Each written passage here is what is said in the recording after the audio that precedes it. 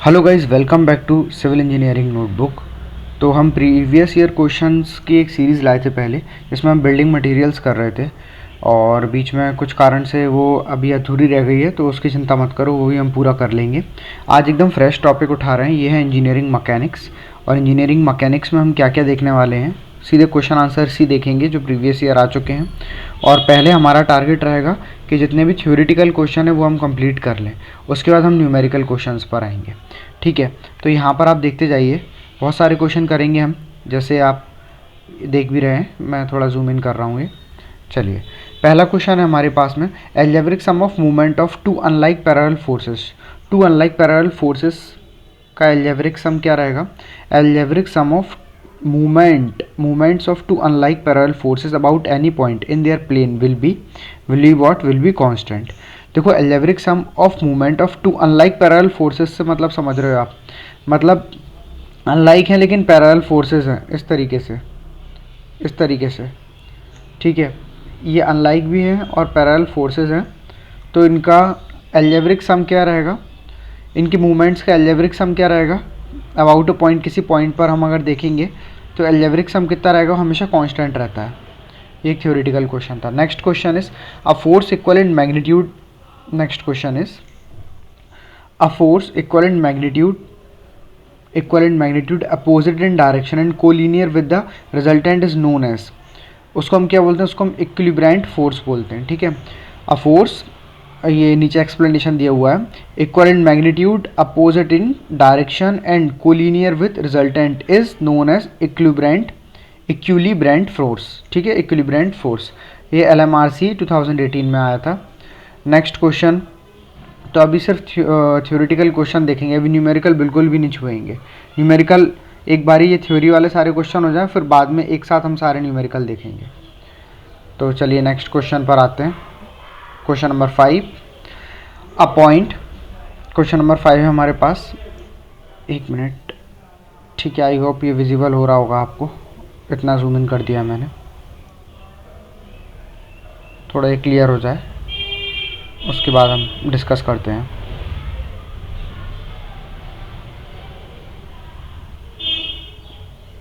ठीक है, I hope आपको ये विजिबल हो रहा होगा।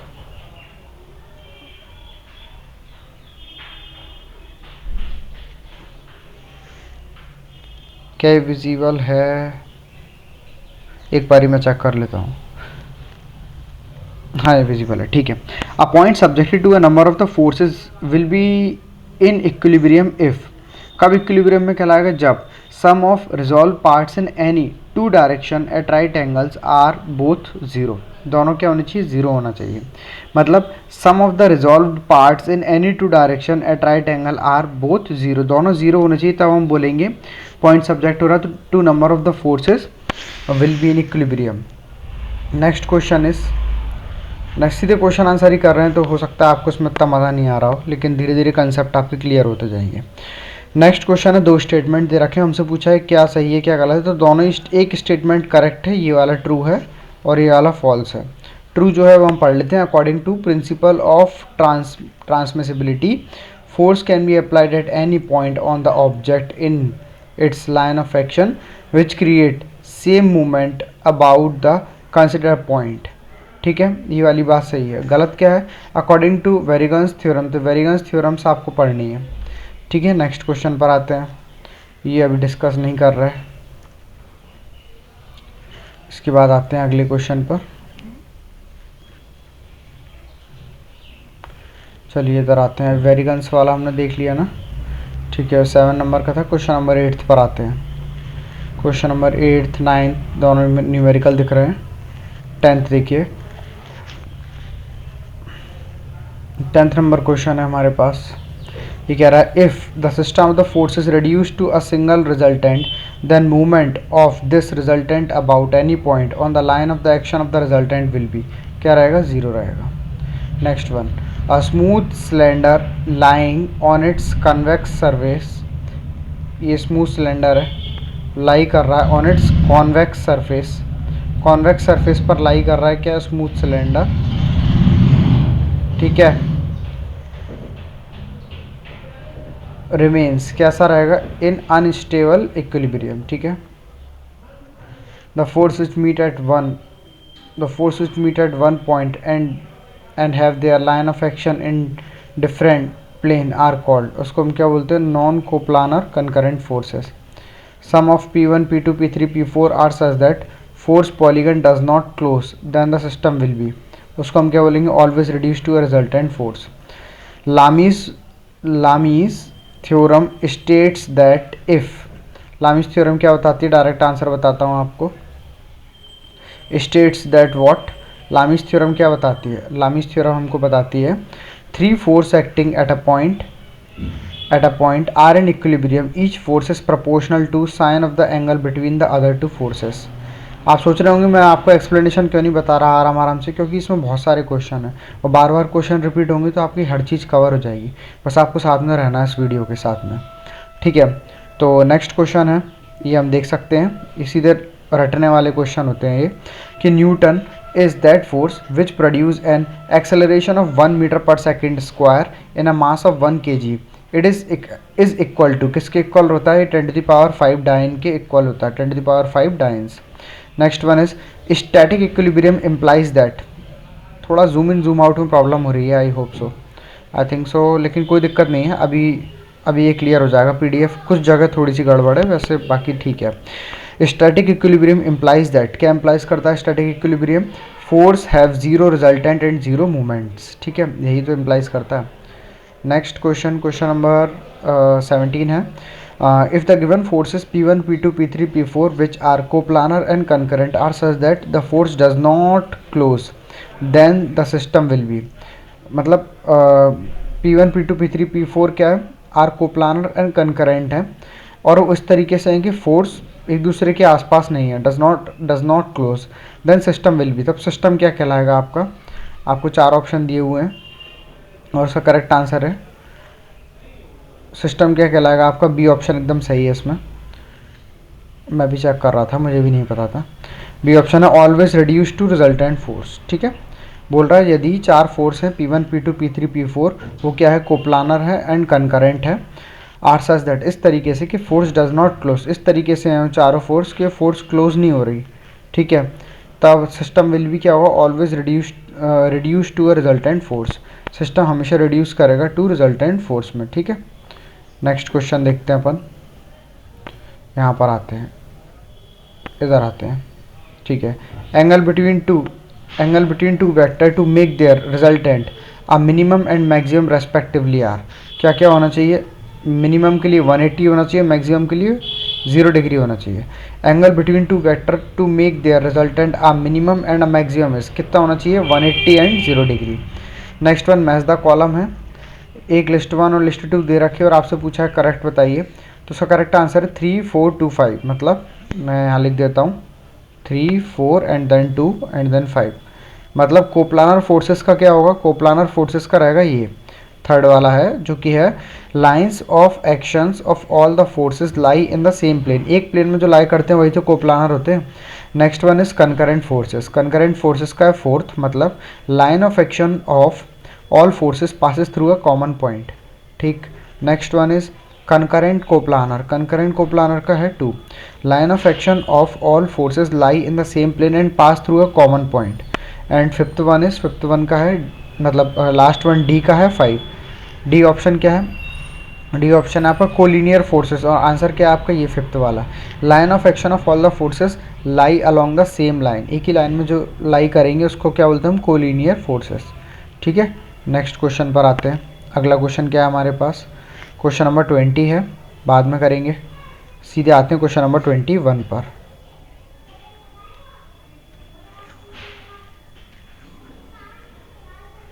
इधर आ जाओ, चलो क्वेश्चन नंबर 21 क्या बोलता है आपसे, विजिबल है नहीं है तो थोड़ा सा और जूम कर देता हूँ, ठीक है. बोल रहा है टू कंकरेंट, ये थोड़ा पीडीएफ बनते टाइम भी इतना क्लियर नहीं हो पा रहा होगा तो मैं बोल रहा हूँ, आप मेरी बात वर्ड्स तो शायद सुन ही रहे होंगे अच्छे से. If two concurrent forces P and Q, दो फोर्सेस है पी और Q, have an angle alpha between them, उन दोनों के बीच में क्या एक अल्फा एंगल है, ये पी और क्यू फोर्सेस के बीच में एक अल्फा एंगल है, ठीक है, alpha between them, then the direction of their resultant defined by angle theta, ठीक है, with reference to the principal plane P is given by tan theta which is equal to, तो tan theta किसके equal रहता है, वो होता है Q sine alpha upon P plus Q cos alpha. बस ध्यान में रखना इसको, ये फिगर दे रखा है, इससे और क्लियर हो जाएगा। नेक्स्ट क्वेश्चन, अगर दो फोर्स हैं, मैग्नीट्यूड P है, एक्ट कर रही हैं एट एन एंगल थीटा पर, उनका रिजल्टेंट क्या रहेगा, वो रहेगा 2p cos थीटा बाई 2। ठीक है, 2p cos theta by 2। 22 question तक हो गया, 23 पर आते हैं। 23 बोल रहा है 3 coplanar concurrent forces acting at a point are in equilibrium of which 2 of them are collinear, then what is the magnitude of the third force which is acting at an angle of the theta with the two force? Answer is 0. Next one is non-coplanar concurrent forces are those forces which कौन सी रहती है, meet at one point, एक point पर तो मिलती हैं, but their line of action do not lie on the same plane. उनका लाइन ऑफ एक्शन एक ही प्लेन पर नहीं मिलता, बाकी तो एक पॉइंट पर मिलती है, लेकिन लाइन ऑफ एक्शन एक ही प्लेन पर नहीं मिलता, line of action not on the same plane. 24 के बाद देखो 25 पर आते हैं। Resultant of the two forces each equal to P and acting at right angle is, क्या होगा, √2P। Next one is angle between the two equal forces is 0 degree, the resultant will be, उसका resultant कितना रहेगा, 2P रहेगा। ठीक है, ये यहाँ पर मैं सीधे क्वेश्चन आंसर कराता जा रहा हूँ। जिन लोगों को ऑलरेडी सब्जेक्ट, जिन लोगों का कंसेप्ट क्लियर है वो समझ रहे होंगे, यहाँ कोई एक्सप्लेनेशन नहीं दे रहा मैं। The force system that is applied to open bottle cap is called, उसको हम क्या बोलते हैं, कपल बोलते हैं। ठीक है, next question number 28, the resultant of the two collinear forces P and Q which are acting in opposite in direction is, उनका रिजल्टेंट कितना रहेगा, P minus Q। Next is 29 पर आते हैं। क्वेश्चन नंबर 29 अभी छोड़ रहा हूँ मैं, 29 30 भी मैं अभी स्किप कर रहा हूँ, जो न्यूमेरिकल वाले हैं आराम से करेंगे बाद में, उसकी चिंता मत करना। 31 भी छोड़ो, अभी सिर्फ थ्योरेटिकल क्वेश्चन देखते हैं। 32 देखो, 32 पर आ रहा हूँ। 32 नंबर का क्वेश्चन हमसे क्या बोल रहा है, देखो 32 नंबर का क्वेश्चन कहाँ है, ये रहा। थोड़ा जूम इन में टाइम लग जाता है तो उसके लिए सॉरी, क्योंकि PDF जिसने भी बनाई है उसके लिए भी थैंक यू। मुझे तो मिल गई थी ये टेलीग्राम पर, तो सोचा डिस्कस करते चले जाएं। देखो, if body is acted upon bye a number of the coplanar non concurrent forces, it may move in any direction rotating about itself. Next question, 1 kgf पर सेंटीमीटर स्क्वायर, आई होप ये लिखा हुआ दिख रहा होगा, kgf ऐसा लिखा है, पर सेंटीमीटर स्क्वायर ये है। 1 kgf पर centimetre square when converted into SI unit is, SI unit में कन्वर्ट करूँगा तो 0.0981 MP हो जाता है। Next question, 1 newton forces equivalent to, तो 1 न्यूटन फोर्सेस किसके इक्विवेलेंट है, 1/9.81 kg वेट। ठीक है, 1 newton forces equivalent to 1/9.81 kg weight. A system of coplanar forces is in equilibrium when, कब इक्विलिब्रियम में होता है, both forces and funicular polygon close. ठीक है, question number 36, force whose line of action lie on the same line are known as, उसको क्या बोलते हैं, कोलिनियर फोर्स बोलते हैं। ठीक है, कोलिनियर फोर्स। 36 की बात आते हैं क्वेश्चन नंबर 37 पर। क्वेश्चन नंबर 37 क्या कहता है, सुनो जरा।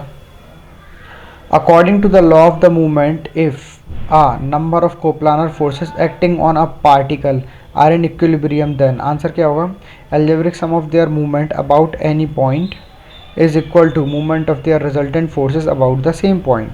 Question number 38, the force whose line of action lie on the same lines are known as, बोलते हैं collinear forces.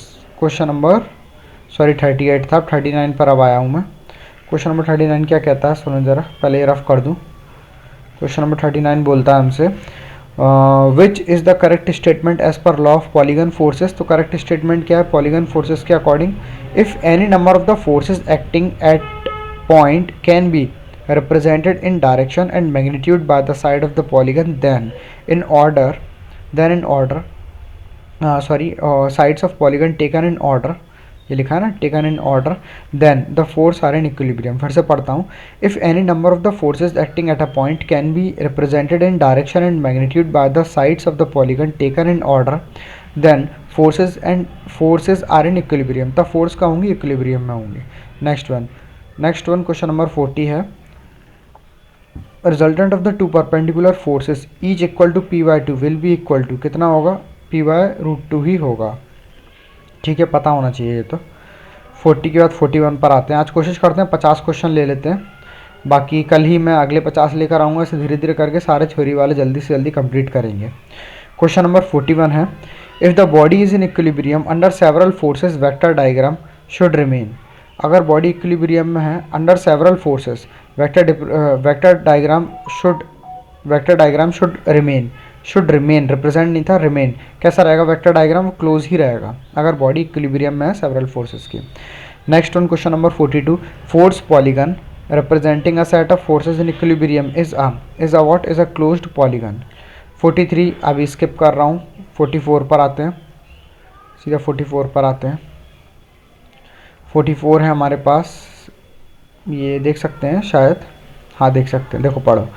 If two forces, यदि दो forces each equal to P, दो फोर्सेस क्या पी के इक्वल हैं, एक्ट राइट एंगल, दोनों right angle पर एक्ट कर रही हैं, ठीक है, act right angle, their effect may be neutralised, इस तरीके से राइट एंगल पर एक्ट कर रही हैं, their effect may be neutralised by the third force acting along their bisector in opposite direction whose magnitude is equal to, उसका magnitude पूछ रहा है तो पीरियड 2 होता है, पता होना चाहिए। नेक्स्ट वन इज दो आइडेंटिकल वेइंग है, बाद में करूँगा ये वाला। Next question number 46, the type, question number 46 क्या बोल रहा था, the type of the forces system that consist of forces whose line of action do not meet at one single point is known as, उसको हम क्या बोलते हैं, एक सिंगल पॉइंट पर जब मीट नहीं करती। Type the force that considered of the force whose line of action do not meet on a single point पर मीट नहीं करती, बताओ। Concurrent force point, coplanar force point तो एक प्लेन पर करती है, कंकरेंट फोर्स और ए बी हो गया। सी ऑप्शन क्या है, सी ऑप्शन हमारे पास नॉन कंकरेंट फोर्स सिस्टम, तो यही आपका करेक्ट आंसर है। पूछा क्या था फिर से बता देता हूँ, थोड़ा पीडीएफ में यही दिक्कत आएगी जूम इन जूम आउट की, बाकी आपको सब क्लियर होगा, आई होप सो। क्वेश्चन ये था कि the type of force system that consist of forces whose line of action do not meet at single point is known as, उसको हम क्या बोलते हैं, उसको हम बोलते हैं non concurrent force system. Next one is question number 47, skip करते हैं अभी, न्यूमेरिकल वाले आराम से करेंगे। 48 वाला देख लो। 48 कह रहा था magnitude of the to resultant force acting at right angle is 5 kg, ये भी छोड़ो अभी, न्यूमेरिकल में आ जाएगा ये, ठीक है। 48 हो गया। 49 पर आते हैं, the eccentric force induced an internal blank देकर पूछा गया है, विच is opposite that caused by external load, तो आंसर क्या है, डी है, मतलब मूवमेंट है।